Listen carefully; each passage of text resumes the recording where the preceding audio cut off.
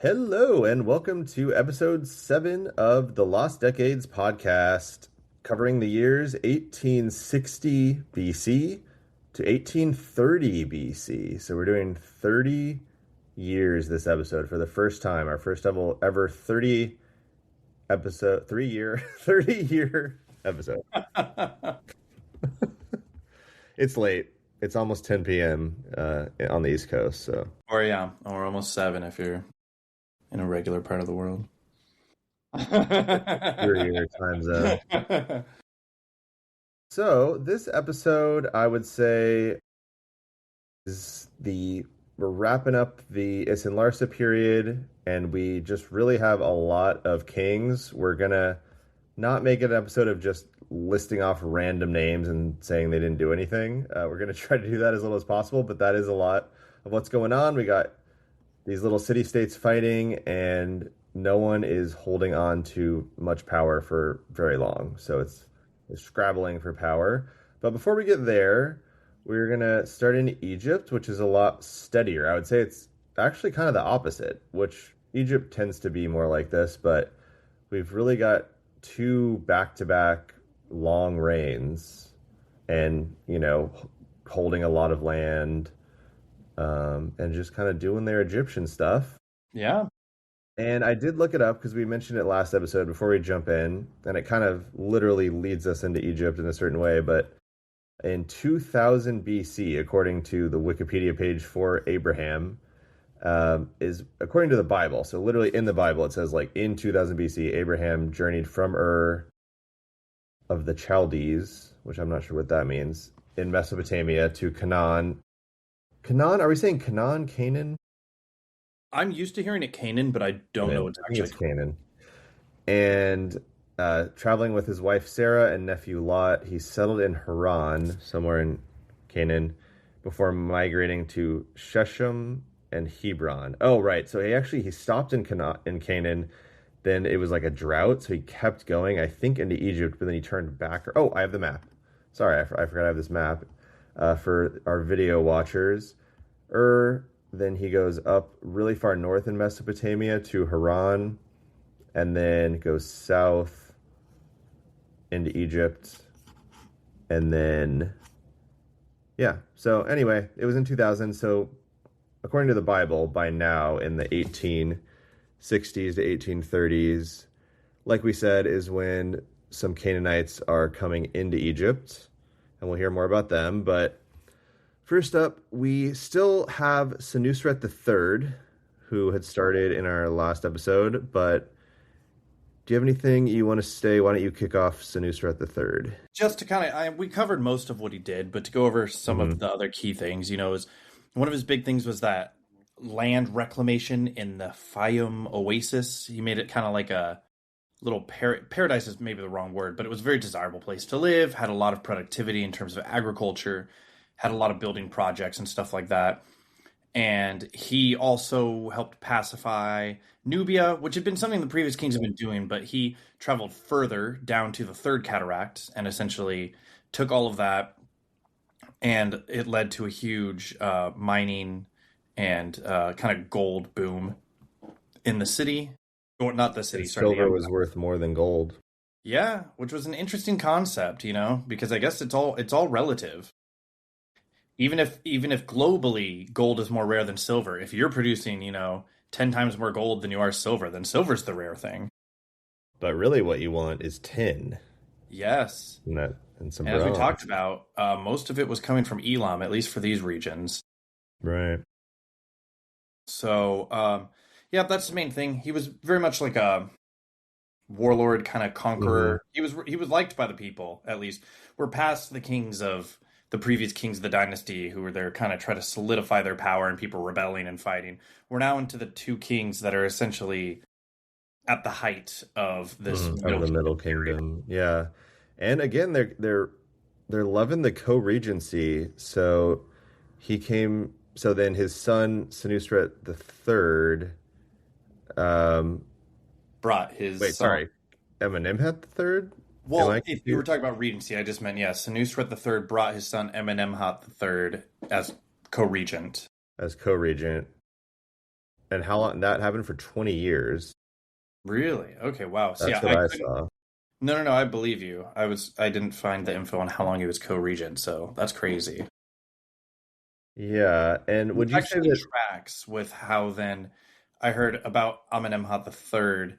He was very well liked Hmm. by the people. I know I kind of said that by the previous one, but that was more of like a, oh, he's the king, whatever. This one was actually a king where people are like, this guy's great. I really like this guy. Like, I think he there was was a a lot lot. more peaceful. It says that it basically because his father had such an aggressive military campaign, he didn't really have to do that, Mhm. so he was able to just not fight wars. I mean, they talked about that even Nubia, that had been kind of traditionally very like rebellious, not happy with their rule. Were actually like this guy. They recognize him as their leader legitimately, at least without protest. Mhm. Were willing to help on other projects he had going on. They weren't very resistant or anything. And yeah, he did a lot of building projects around the Fayum Oasis, which Yes, some which of the makes sense. pharaohs That had was built. the area that his father helped develop. I thought it was interesting that this guy he's known for having the Black Pyramid, which now Oh, just that is sounds kind of like cool. this dark hill. It is funny. I don't know if we mentioned that in the last one, but a lot of these pyramids that these Middle Kingdom people built did not stand the test of time, especially Yeah. apparently Senusret the Third. His pyramid was like the least maintained in terms of it just looks like it just looks like a hill, like a little Hmm. hill that's eroded so much you wouldn't even guess it's a pyramid. Um, Yeah. but it's kind of That's funny how he ran into that this time, where Amenemhat III says he built the Black Pyramid in Dashur, but due to structural failures caused by being a little too close to the Nile, the ground was unstable and stuff like that. He essentially abandoned it and then built a second pyramid, the wow. He didn't give Huawei up. Wawara Pyramid, um, built near the Fayum Oasis. Okay. And I thought it When was I interesting because this is where it yeah. kind of enters another thing of myth, thanks once again to the Greeks, specifically Herodotus, which is just hilarious because we obviously won't be talking to him for a while, but he's one of the people we get a lot of Greek history stuff from, and he was known to embellish a lot. Yeah. And so all I mean is he mentioned that there was a that Amenemhat III wanted to keep people from getting into his pyramid, so he built an extensive labyrinth.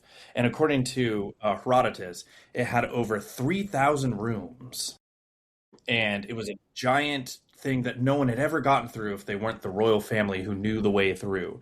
But doing Hmm. research on that, they said there was some sort of labyrinthine thing, quite small, but there was no record of anything that massive. And it's quite possible it's just lost and it's been degraded over time. But I think what's more likely is Herodotus saw something cool and kind of just embellished it a little bit. Yeah, I mean, I don't know how like history would even work back then. Like, I don't think they saw it as like straightforward as we do now, but yeah, it's mainly I think based off just like merchants and sailors, like legends they hear when they're in the port and then it gets Yeah. changed over time and it probably was like at the time like oh wow, it was like the most elaborate like tunnel system they'd had in like a couple centuries and then no one else in Greece has anything like that, so it sounds crazy. But if you look at it, it's like, oh, well, it wasn't like the coolest one ever. Yeah. It makes sense why it's based on some sort of history. Yeah. Which is it's interesting. Yeah, it's cool to have it. And I don't know, I always think about just the idea that there could be some like event or like a story, but I don't know, like some sort of like major event that several people wrote about, but then it just so happens that every source that wrote about that just over history was lost and we just don't even know what happened. But like Yeah. to the average person in like 500 BC, it was like, oh yeah, we all know about that Egyptian pharaoh, but in 2026 now we have no idea it happened. Especially with just so many pharaohs with so many stories. So many pharaohs, yeah. I mean, just Yep. think about how many we've covered, and we're Yeah. just talking about the 12th dynasty. We did obviously a little of the 11th as well, but And many more to come. yeah. And I did, So, oh, yeah, go ahead. sorry. I was going to say, not that interesting, but it mentioned that Senusret the third, after he was dead, there was a sculpture made of his head. um, that you can see now in Kansas City, Missouri. Well, that's It's cool cool. because actually a lot of these pharaohs we've been talking about, you can actually go to some museum, a lot of them in the US, and see their statue. That is really cool. Yeah. Egyptology was definitely booming Mhm. in, Big thing. ironically, the 1800s AD. Exactly. That's a good point. So I don't know. Yeah, I feel like Egypt, good stuff's going on. Is there anything else you wanted to add before we move I was just on going to to say Mesopotamia? that a few more things I wrote down about him. It was kind of interesting because this is something that I didn't notice, but a lot of things I read were making note of it, that he changed the sort of style that they painted and sculpted the pharaohs. Instead of making them youthful and spry and everything like that, they focused more on like, oh, he's got like a weary face. He's got heavy eyelids, sunken cheeks, large ears. They said we don't know for sure why, but historians interpret it potentially that he was trying to show the burden of kingship and how much he cares about the people and how much he works for them and fights for them. That it takes a toll on the king. That that's why there's so much pressure on him, and you got to have so much respect for everything he's doing for us. It's probably, yeah, that, and it's kind of just interesting that the art form is like just slowly improving, where they're just learning how to do like more like effects to make it look more realistic. And he also,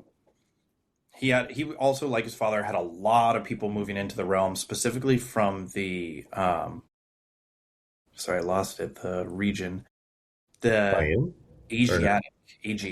Asiatic. Asiatic, like Yeah, so like near Greece. yeah. There was a lot of people coming there again, not as slaves, laborers looking for jobs, and they did a lot of trading. Apparently, a lot of turquoise was quite popular. Hmm. Um, Used for a lot of stuff by them. But the whole point was to show again how he's a good king. He didn't have to conquer, he didn't have to threaten, he didn't have to do anything like that. People were willing to like, let's trade. We want to go to Egypt. Like we got all this stuff. Come on, let's give it to the king. He's gonna like us. Um, and essentially, but yeah, essentially all these people coming in. Not to spoiler what's coming later, but all these mix of cultures is great until it's not.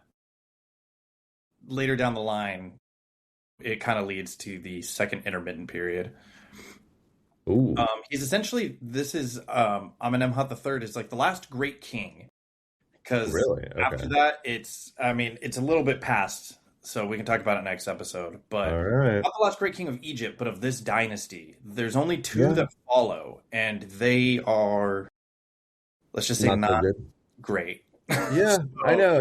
It is funny because when you have the best times to be alive, or at least to be a country that's stable, uh, are sometimes the most boring to look back on. I mean, if we were to know like the pop culture of the time or something, maybe there's like some really cool music happening or something. But like just in terms of the history, it's like, okay, yeah, this guy ruled for 40 years. He did a lot of good stuff, but yeah, once we get to the intermediate period, it's going to be a lot more going on where there'll be like multiple dynasties kind of it's hard to say which one was in charge. They're both kind of in Egypt and different parts of it I fighting. mean, speaking So of that, that's kind of what's funny about what we're getting at for that's, yeah, Mesopotamia. exactly what's going on in Mesopotamia right now. And that is later going to be much more stable. Because what you can usually tell, if nothing else, from stability in a region is how long their kings reign. When you have, 100 years with like three kings or four kings, it's pretty good. But when you have 10 years with like six kings, you can tell things aren't going great. And we don't have a Gungunum this week. There isn't one that's stuck in my head of like, oh, this guy had a lot going on. Yeah, I agree. So, starting out, just overall generally, Over to to set Mesopotamia. the scene, we're in the Isin-Larsa period in Mesopotamia, and there are some trade work, trade networks. They're trading hides, wool, oil, ivory. Oh, that's with the Indus Valley. So, that's one thing is, when I look at this map of sort of like ranking the populations of the different Mhm. regions, or I don't know how they're ranking it, but um, This one is they're ranking it by number of pixels on the screen, so we can just take how that as big it basically is. land mass. Interesting. Okay. So the Indus Valley is actually number two, right under Egypt, but it's just I think that we just don't have much evidence of it that we found. So I think that's why we don't really have much to say, but technically they're more powerful than any of Well, these and I guess it's because Mesopotamian, or maybe not more powerful, but just yeah, more they're area. larger, but I think it's more because we don't know about the individualistic kingdoms and powers at that time. We kind of I just think they didn't write it down is the yeah, we main. just kind of have a group of their entire culture. You know, it'd be kind of like if we didn't know much about Mesopotamia and you just grouped it all and said, "Oh, Mesopotamia is huge," but they don't. If they didn't realize there's all these little kingdoms going at it. That's yeah, it's just there could be these massive empires that we just don't know much about because they technically just didn't have writing, but they still were able to make like a massive city. So Hmm. just wanted to say that. And we one highlight from last week that we're kind of continuing into is that Enlil Bani has Yeah. seized Isin's throne, and the gardener who was put on the throne to basically get cursed, to take the curse away from the older king, and then the older king dies by somehow choking on hot soup. Yeah, I even So looked too, and they said contemporaries think that the whole him being the gardener of the king and stuff is might have been made up. might have been made up more to they said because I was interested because I was like, well, that seems like it would go against your legitimacy. You know, usually you're trying to tie yourself to these Yeah, it's different kind of things. a random story. They said they think it was trying to make it look more legendary or like epic to show that Like like an guys, I interesting. was just a gardener and now I'm the king because if he was just like another Mm, noble who sees power, they yeah, people would have accepted it, but it wouldn't have been seen as like cool and like so amazing. It would just be like, oh, this guy just took over. But they're like, no, no, he was just a humble gardener who was forced on the throne and then now he's in charge. that makes sense. Yeah, I could see either way. I could definitely see that he just wanted to make it up to make it sound like more legit than like I just conquered the city and took over, Mhm. or however he took over. He like killed the king or something. No, no, no. They do say they think the curse thing was real. They just Oh, don't okay. think he was a lowly gardener. They just think Oh, possible he was okay. just another very high up noble. Oh, okay. That makes sense. Yeah. So then, how long does he rule? 1860 to. 1860 to 1836. Oh, So wow. So Isin seemingly maybe not the most stable, but just in terms of the ruler, is the most just this stable time, because that's what I'm getting at. this After time. this, it is a quick succession of kings Hmm. after this guy. Right. But after him, well, is there anything about his actual rule? He I didn't heavily have anything. invested in city infrastructure, built the walls of Isin, and sorry, that was a common thing that I had to keep checking because a lot of times I was like, how are these guys building so many walls? And they said a lot of times I think they're kind of taking credit for just they repaired the walls or just made them a little bit bigger. And we're like, I built these amazing walls when in reality there were already big walls there. They just like repaired them, yeah. And just the fact that they were constantly at war and getting attacked, the walls were always getting damaged. Well, also technically you could just build like a 10 block by 10 block wall and be like, I built a wall, even though it's Mhm. not really like a And he full wall. continued the back and forth of because he claimed I restored Nipper, which I Gotta do double that. checked too. We're not messing that up. Yeah, every king claims to have restored Nipper, so it clearly was Mm, going back and forth a lot. So, um, right. yeah, and And then that after yeah, him, was it under his Zim? control, he also Uruk, the city of Uruk, seceded from Isin. Mason? Yeah, yeah. We'll get to them. I did write down a couple of those of Urik's kings. He was kind of the last stable period of Isin before this kind of decline. And he was big on Sumerian, which surprised me again because before that, well, I guess Isin had been big on Sumerian. I guess that tracks. But, to reiterate, Akkadian is the most common language, and most people feel like they're Akkadian, and Sumerian's kind of the ruling elite, but just for more or less Isin, because everyone else is Amorite, and they are very, very, very close to Akkadian in terms of language, in terms of culture, is very, very similar to Akkadian. so they blend in with that more easily. Okay. Yeah. So then after him is his son Zimbaya? Zimbaya, yeah. Grandfather of Zendaya. Um, Man, I watched the first episode of season 3 of Euphoria with Zendaya, and it's a crazy show. hmm I don't know. I can't say I recommend it, but I recommend the first 2 seasons. But anyway, so Zimbaya Yeah, was it's his lineage defeated. is a mystery. They This is don't what's link him to sad. any previous kings, so they don't know if it's the same family or not. It's quite Okay. possible he was a different family completely or the same one. He still titled himself King of Isin, King of Sumer and Akkad. Um, but it kind of sucks when your most famous feat was his defeat by Larsa. That's what I was gonna say. It's like you rule a major city in your region, like one of the biggest cities on Earth, for 3 years. You know, that's a long time. And your Wikipedia page, that's essentially all it is he's best known for his defeat at the hands of Sin Ikisham, king of Larsa. All right, I also just want to read this. So there's literally a single inscription is known for this king on cone fragments, which are literally a it looks like kind of a witch's like a the sorting hat in Harry Potter. It's like a sort of a weird hat shape that has like writing on it. But this is because I just think it's interesting that no matter if you were to just study, like I really want to know as much as possible about Zimbaya. It's like this is the only inscription. Zambaya, the shepherd who reveres Nipper, farmer who brings tall flax and grain for Duranki, true provider, who fills the courtyard of the Egama with abundant things, king of Isin, king of the land of Sumer and Akkad, spouse chosen by the goddess Inanna, beloved of the god Enlil and the goddess Ninisina, built the great wall of Isin. The name of that wall is Zambia, is the beloved of the goddess Ishtar. So that's all there is to know about Zimbaya in that one paragraph. That's all we know. Yeah, it's kind of funny then. The only reason we know some of this other stuff is other kings being like, yeah, I definitely I beat defeated the hell that out of him. damn Zimbaya. Yeah. They did think it was interesting because he made a coalition with Elam, it seems like, to fight Larsa, which was just So that kind was of him. ironic given Isin's whole hatred of Elam and Elam's hatred of them and their constant fighting, and how they're like, wait a minute, Larsa's getting really big, we should team up, and then they still lose. Yeah. The enemy of my enemy is my friend.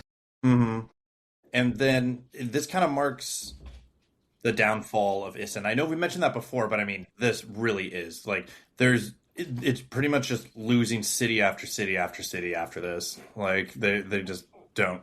There's no coming back. And yeah, because immediately after Zimbaya, we've got a 4-year reign, which leads us It all the way tur till 1829. Pisha.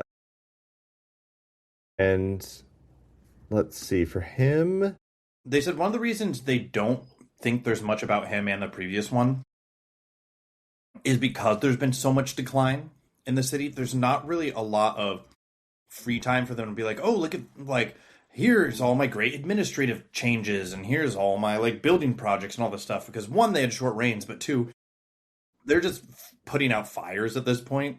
Maybe even literally in some places, but like they're just trying to hold it all together desperately, and they do not have time to make tablets and cones about their accomplishments. They're kind of just like, okay, like I'm let's busy doing important, like trying to stay alive. Yeah, well, it's actually funny you say that because it says that one of the few things we have that references him is a petition to the king from a subject who has fallen on hard times. So that's not a great sign of how things are going.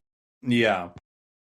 And then under him, I think he briefly retook Nipper again, but this was the guy who was the last Isin king to ever even control Nipper. In his Mm, time, he loses it, and it never comes back. okay. All hmm right, Isin. I thought it was interesting too because one of the things they said, another record they have of him, is he essentially wrote a hymn to the gods, basically being like, "Why are you doing this to me? Please help! Like, I'm just No, losing control of everything. Please help me! And don't you that's hear my dark. prayers? Like, I need your help." And obviously, Did not answer because it does not go Right. well.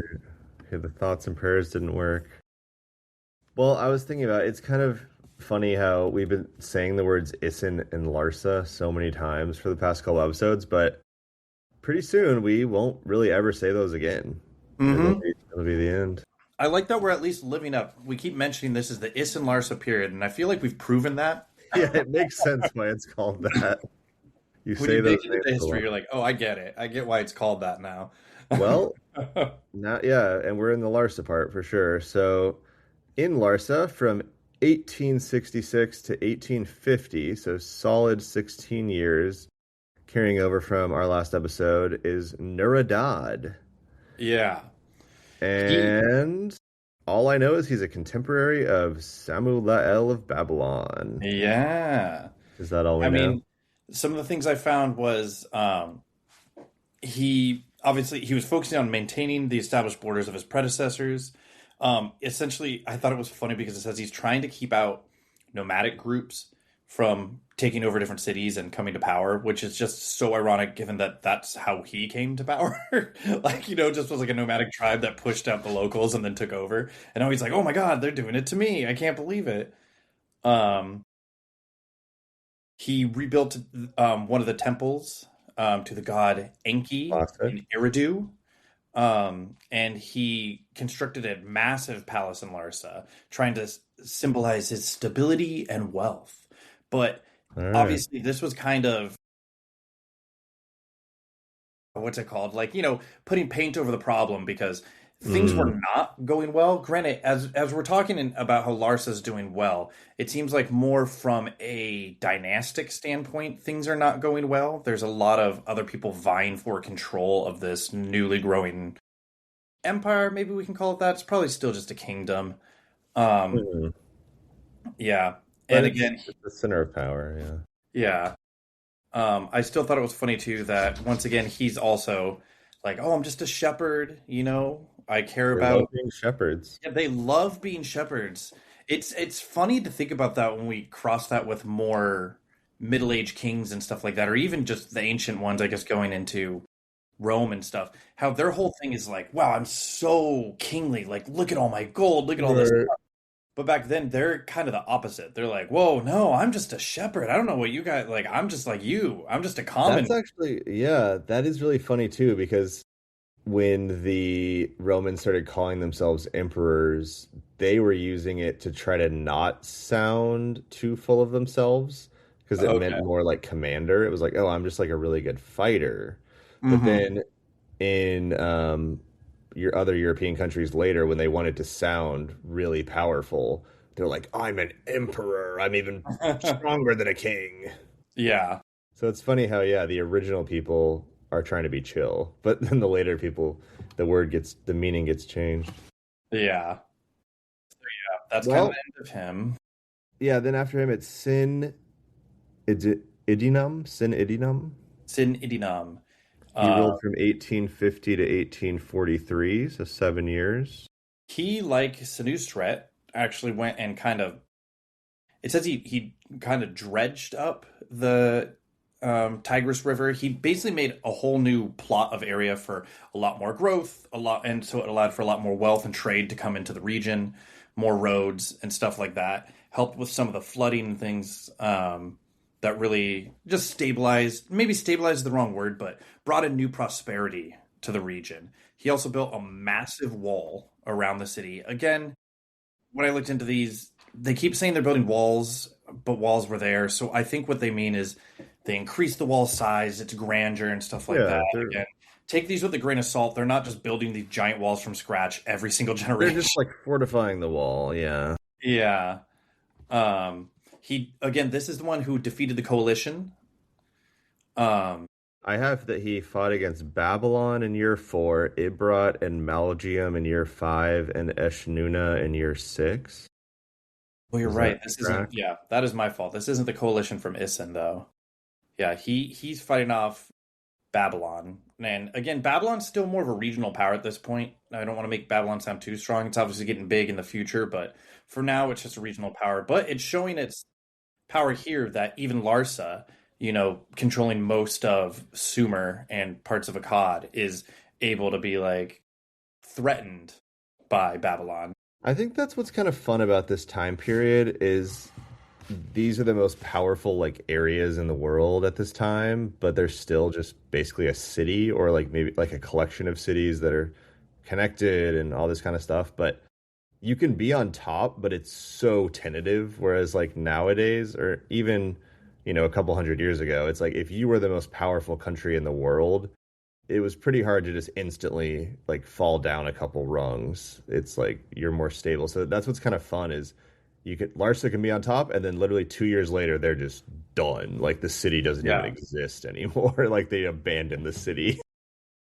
And again, what's funny about these guys is I was trying to look it up and we just don't know why these next few had such short Well, reigns. before we get there, I did have actually a couple of things about Synod Inidam more than Yeah. the others. Just that I don't know. This is kind of random, but it says he's known for a prayer to the god Utu, who he describes as father of the black-headed ones. So I feel like whatever is Larsa, I forget if they're Akkadian or Sumerian. I guess Akkadian, but I know it's a mixture of stuff. But there's something like black-headed ones must be like some That's group. what Sumerian meant. Okay, that's When I looked up the Sumerians. thing talked about Sumerians, it meant like black-headed ones. I also don't think they called themselves that when I was looking into it. That's more of like what modern people call it. They think it was pronounced or said differently. Um, but But that's that's what where it meant, Sumer, right? It's like that's the meaning of what they were saying. yeah. He also this guy was had a lot of inscriptions about him in contrast to some of the Isin, which I guess shows they had more power, they had more time to do this kind of stuff. Um, but he also, funny enough, promoted the Sumerian culture a lot. It was kind of a Hmm. shift from being more Akkadian. I just think it's really funny that as these guys start to take over Sumer and Akkad, they're like, actually, we're Sumerian. And I get that it's more of a legitimacy thing, but it's just funny that that just keeps happening. They're like, "Oh, we're firmly Akkadian. No, we're very Amorite." And then as they get big, they're transitioned They into, "Oh become no, more no, we're Sumerian. Sumerian. Yeah, Sumerian. That's how I do all You my met stuff." me at a very Sumerian time in my life. Yeah. And then I thought this was interesting. It says plague strikes Larsa in 1843, and that's how Sin Idunum dies. Oh, And then that explains it because I did not. I yeah, was trying to find out his death, and I did not. but it doesn't say like I wonder what I don't think it's the Black Plague. I don't think Oh exists no, yet. nothing like So I that. I think wonder plagues were just when it says plague, just common back general then in bad general. sickness. Yeah. Yeah. And then after him in Larsa, we've got Sin Irabam, who's only there for 2 years from 1843 to 1841. I feel like we can just kind of skip him. I don't know. Shortest monarch. Well, I have a couple of things, Okay. but Yeah. because yeah, there's a lot of internal politics given the short reign. Um, but he did continue his aggressive stance against Isin. I believe this is the one Shocker. that took Nippur for good Okay. For and good this held it. time. Yeah. Um, and so yeah, I didn't have a lot about him. Yeah, Yeah. he conquered some cities, some small regional powers.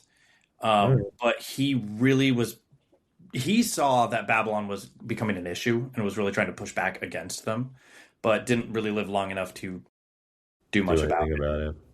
Because then we have Sin Ikisham, who I do have a couple things about. Mhm. Um, so I don't know. Just assume maybe some of these people are the other one's son, or somehow they're taking over the city. And Sin Ikisham, it says that he seized, man, some of these names. He seized Pinaratim and Nazarim in his second year, and then he defeated Kazulu, Elam, and Zimbaya, king of Isin, in Yep. Babylon This in was his the fifth guy. year. That's where I got mixed up before. He's the one who shut down Zimbaya and essentially it's kind of putting the final nail in the coffin of Isin. Isin. Um, again, now that they control Nipper, um, I am surprised that I couldn't find that even though they controlled Nipper, they started to fashion themselves as kings of Sumer and Akkad. Because remember, we talked about few episodes ago that was kind of the significance of having Nipper. You could claim that title for yourself. But I Yeah. didn't find anything of him doing that, so I don't know if that was just implied at this point because he had so much power. Um, but yeah, it's interesting. He did Yeah, build, maybe I think if you have like mostly every other city besides Nipper, you can still maybe he didn't say the actual term, but he just was like, well, I have enough power, it's fine. I don't need to call myself that. yeah. So he had, even though he reigned for a short time, a lot of good military victories that helped solidify Larsa's power and Isin's decline. He built a big canal that allowed even more productivity and wealth. And given the large number of, I keep wanting to call them documents, but tablets and cones that they have about him, shows that there was a lot of administrative bureaucracy going on at this time, which I guess is implied for any large ruler, but it just shows a consolidation and stabilization that they're trying Yeah. to get off. You got to remember that the concept of a city or an empire or a kingdom or anything I mean, it's like a couple thousand years old technically, but like that's there weren't that many places that were like actually a city or a city state. So you're just having to make up every concept. They literally invented the wheel and the concept of laws and writing down laws and And again, they take these from the predecessors, which is interesting. You know, a lot of this bureaucracy and stuff they got from the Earth Re dynasty that sort of put that in place. And Mhm. hey, bureaucracy is better than just constantly fighting all the time. Granted, these guys were doing that too, but Yeah, but you can have both. you're They're both pretty like, fun. "Let's- a little column A, a little column B, we got this. A little war, a little bureaucracy. Just have a great time. So then I like the next guy because the next You like ruler this of next guy? Larsa is Sili-Adad. Sili-Adad. I did like his name, but he is the His reign is unfortunate. less than a year. He's unfortunate. They said 6 to 9 months. That's rough. It just says Yeah. he was quote unquote removed from kingship and he was quote unquote was no longer king. Like, Wow. it literally sounds like I don't know, like Trump or something, like one of Trump's cabinet of just like he's just in that position for like 3 months, then it's just like, yeah, I just fired him like Yeah, he instantly. was just let go. People didn't think he was doing a good job. This other guy was just like, I think I could do a good job, and he just people were down for it. I Yeah. guess Wared Sin was the next one. Well, Um, right? yes and no, because I wrote for because I'm sure you saw it too. The Kuder Maba, Right. So that's what's the weird father. is so like the next Yeah, ruler is technically Wared Sin, but Wared Sin's father was very powerful, Kudur Mubuk, but he he was was the one not who a actually king. conquered the city and put his son in power. They said one of the reasons they know he had so much power is when the kings were again these new kings from this new dynasty, Water Sin, would put their names on things and their king names. They always mentioned their father, Kudur Mabuk. So it clearly he had He influence. was A lot of a people think big he was deal. more or less just ruling from the shadows.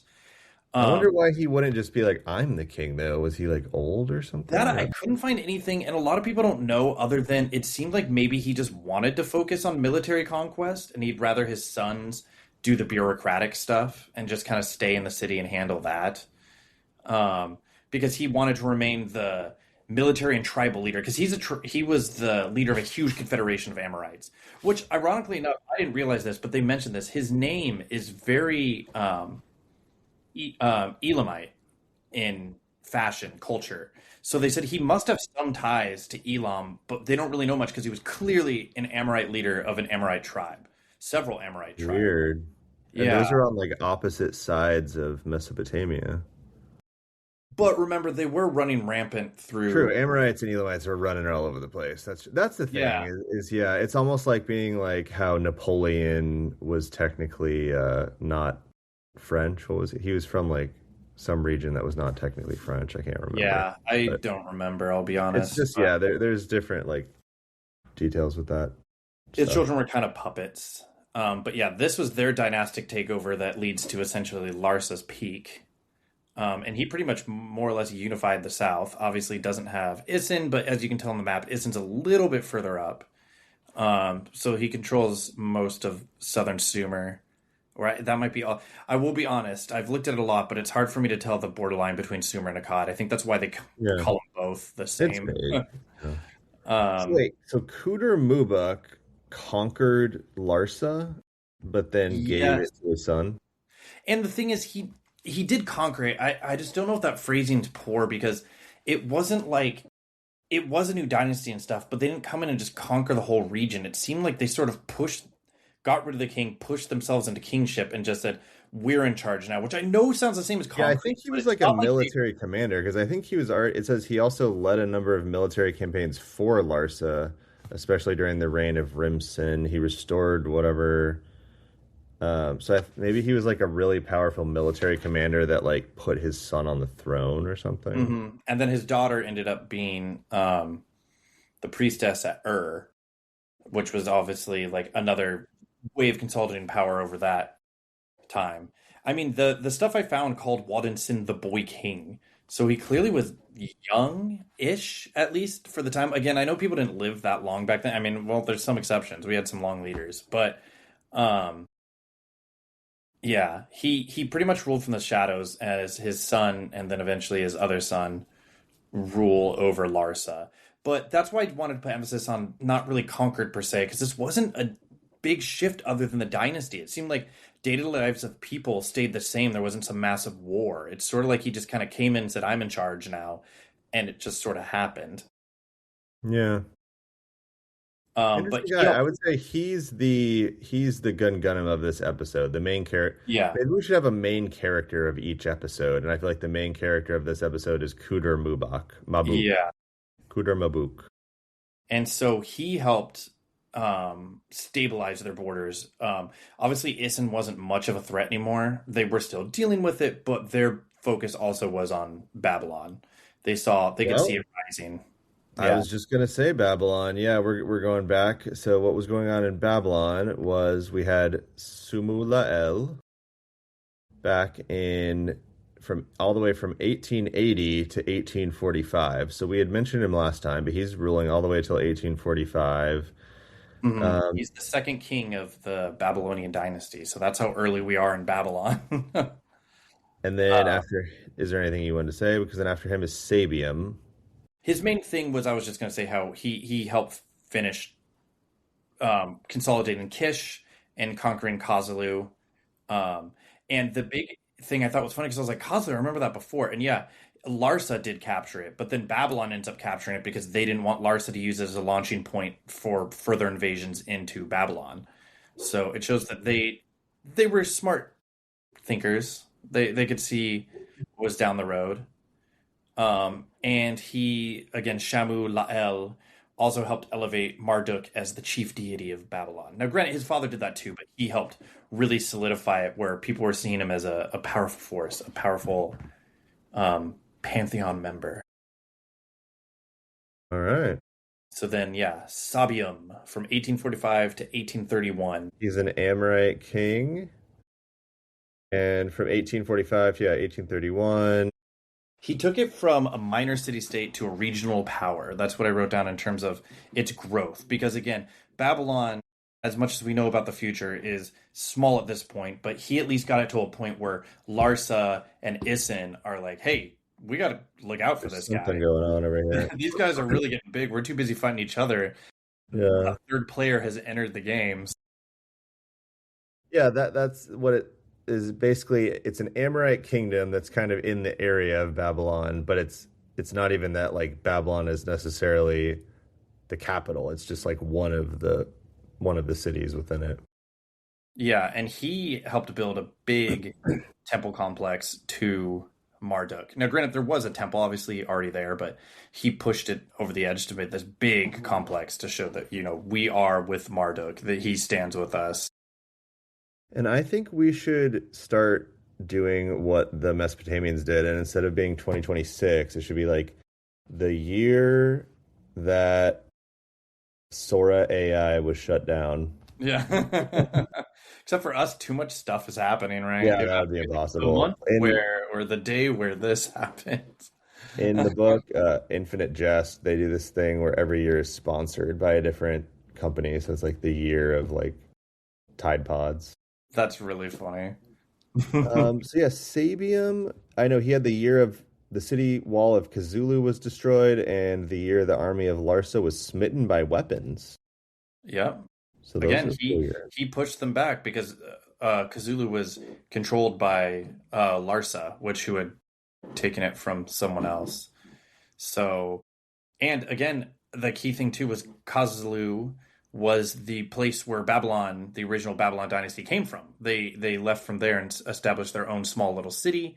Granted, Babylon did exist, but they were the ones who turned it into um, a bigger, just major hub, which then eventually became its own kingdom. Hmm.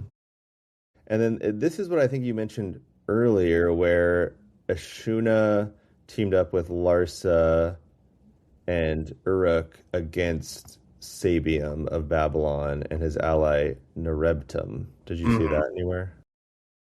Or is that a Yeah, different? I see the. Wait, let me go down. I split these up into things. And there is a Neo-Babylon text which contains a literary chronicle of Sabium and Applesin, who was the grandfather of Hammurabi. I do have that he built the Sabium Canal, which actually brought irrigation to Babylon's like heartland. Before Oh, they, that's important. yeah, they got a lot of their growth. Obviously, everywhere was farming. I mean, it's Mesopotamia; it's fertile land, but it allowed them to rapidly expand their production right in Babylon instead of having to rely on neighboring tribes or smaller cities or something like that. Um, but yeah, I just put that he successfully defended Babylon territory against All Larsa. right. Yeah. And then last but not least, we've got Applesin, who is the last one we'll talk about of Babylon, because he actually doesn't start till 1831. So I won't really say much Oh about yeah, him. I didn't But have much about him because I figured we just, might be easier to cover him next yeah, time. just know he's the grandfather of Hammurabi. Yes. And we don't know too much about him, because this is still, again, like, it's a small area. But I did want to touch on another city, what's going on in Uruk. But all I really have is there was a ruler, Sin Kassid, from 1865 to 1833, so pretty long. And he was Amorite, but they don't know too much about him. He would have been the one that first broke off from Isin because I mentioned that earlier with the Isin lost control of Uruk. Oh, okay, right. So that makes sense that he was a pretty, I mean, powerful guy that he was able to pull out from Isin. But that's what I was gonna say was even though Larsa's on top, like they're more powerful than Isin, you can see with how many different kings there have been and just how there's not too much going on that it's all sort of slowly crumbling and you see how Babylon is able to eventually rise up. I mean, you can tell too from just Larsa fighting against them and Babylon holding its own. Now, Babylon didn't take over or anything yet, but the fact that they were able to push them off is still impressive. Um Apparently his letter to the god Meslamte became a uh, something that you would use to practice writing and used in scribal education. Interesting. And yeah, they were Sumerian names, which is different than the Akkadian monikers of his dynasty. Yeah, never mind. Anything you wanted to say about Uruk before? I just wanted to touch on Assyria. No, yeah, go for it. Just like Babylon, Assyria is also in kind of like a pre-kingdom period, and the ruler there is Naram-Sin. So a lot of sin. I feel like I keep hearing sin. Yeah, from Larsa, from Isin, from Babylon. Um, but there's a pretty cool drawing of them. I like the Babylonian art style. Yeah, I love their sphinxes. Here, I can show you right here. But this is him on the left. That's old Naram-Sin. Man, where did that technology go? No one I draws like know. that It went to second graders. anymore. What I like is look at his actual picture. It's literally just Uh, that zoomed in on his head. I think that's a nice place to leave us. yeah. Leave Mesopotamia is on the head of Naram Sin. of Assyria. And then Um, Mari, I don't have much about him because I'm going to talk about him next time, but Mari now is another powerhouse. oh yeah, so right, they're gonna start growing next episode, you said. I mean, the main key Stay takeaway from tuned. this is as Isin and Larsa, even though Larsa's taking over, as Isin and Larsa are constantly attacking each other, it allows all these smaller regional powers to start consolidating land, soldiers, and administrative, governance, and getting bigger, making their stake and claim on everything.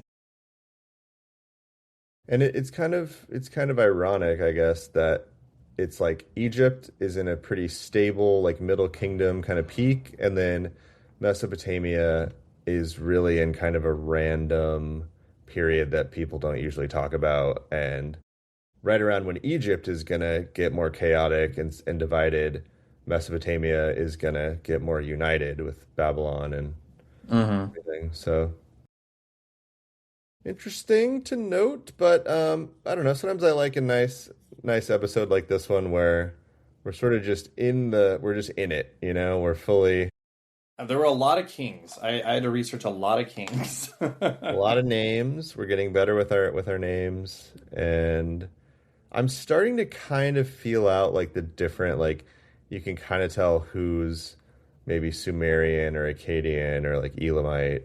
Hmm. They kind of have different like patterns. Yeah. Yeah. Well, I think next week we will stick with the 30 years and do 1830 and just end with 1800, nice and clean. And then maybe after that, we'll kind of see, maybe we'll slow down back to like 20 years. Well, follow us on Lost Decades Pod on Instagram and also on YouTube. We have our videos in case you're just listening. Make sure to like and subscribe like usual. All right. That's been another episode of Lost Decades. Get lost.